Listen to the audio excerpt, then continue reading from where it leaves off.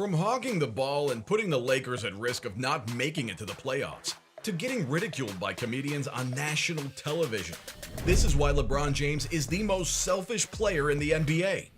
But what does it mean to be a selfish player?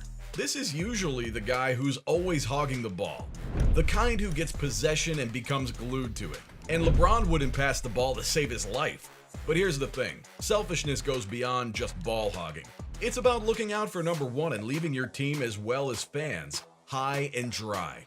I'm talking about demanding trades or skipping town in the offseason without a second thought. Sure, free agency and trades are part of the game, but when you think about players who leave their cities high and dry in the offseason, this legend's name immediately springs to mind. Don't get me wrong, he's undoubtedly one of the greatest players the NBA has ever seen. But that doesn't necessarily make him the most likable guy on the court. Remember when he dropped a bombshell announcing that he was taking his talents to South Beach? Everyone knew he was going to abandon the Cavaliers and find a new team, but hearing those words was still disappointing. Fans had all sorts of theories about where he might end up. Some thought he'd join the New Jersey Nets because of his buddy Jay-Z's ownership. Others believed he'd head to the New York Knicks, but in the end he chose to sign with Miami Heat. And this decision ended up in burned jerseys and a teardown of his posters as his fans began to turn against him.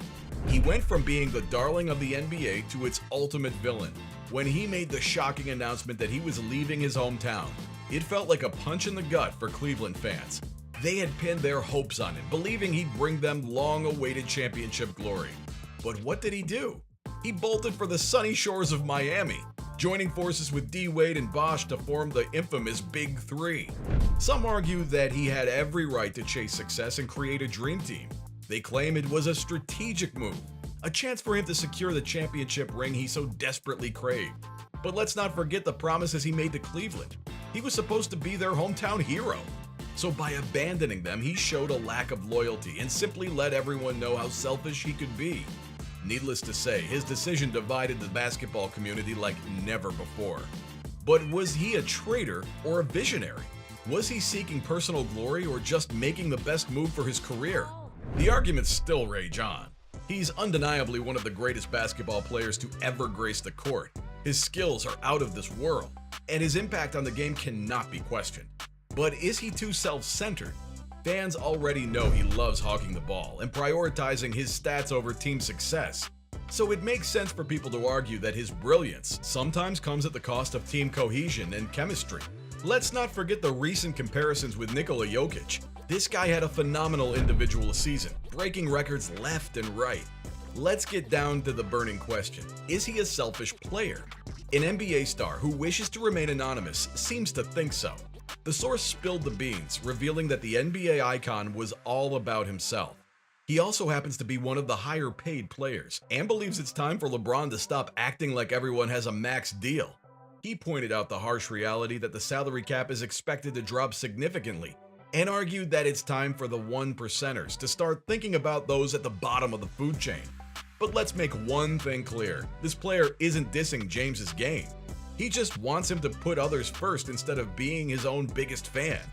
The legendary player did lead the Lakers to the Western Conference Finals, but their journey was abruptly cut short when they were swept by the Denver Nuggets. Before that, the team had to fight their way through the play-in tournament, defeating the Timberwolves, Grizzlies, and Warriors to secure a spot in the postseason.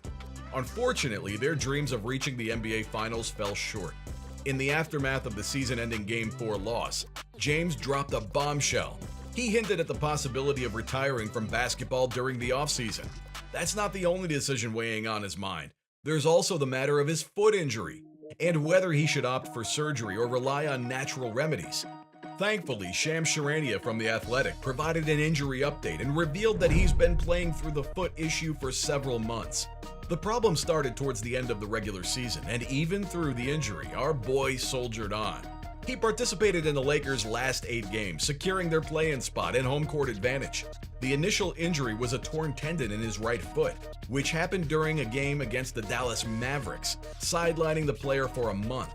On his return, he sought advice from a specialist who recommended delaying surgery and assured him that his recovery was progressing exceptionally well. But it seems like the tear never fully healed, and he played through the pain for the final 25 games of the season. Whether surgery is unnecessary or not is uncertain. If he does opt for surgery, he'd face a 2-month rehabilitation period before being able to return to the court. Keep in mind that the 2023-24 NBA season is going to begin in October, and despite the injury, King James showed how resilient he is during the postseason, starting in all 16 playoff games and averaging 38.7 minutes per night. His performance was impressive, with an average of 24.5 points, 9.9 rebounds, 6.5 assists, 1.1 steals, and 1.1 blocks per game. Not only that, he showed amazing ball control, averaging just 2.5 turnovers per game, his lowest postseason average to date. So as he thinks about his future, the injury adds another layer of complexity to the decision-making process. It's a big moment for him as he weighs retirement and considers the best path forward in his illustrious 2-decade-long career. Hopefully, the coming months will reveal what lies ahead for this 4-time NBA champion, both in terms of his injury recovery and his basketball future. But let's talk about the Lakers and their disastrous season for now. It was supposed to be the year of redemption and bouncing back from disappointment. But what happened? Well, the big three, LeBron James, Anthony Davis, and Russell Westbrook, couldn't deliver.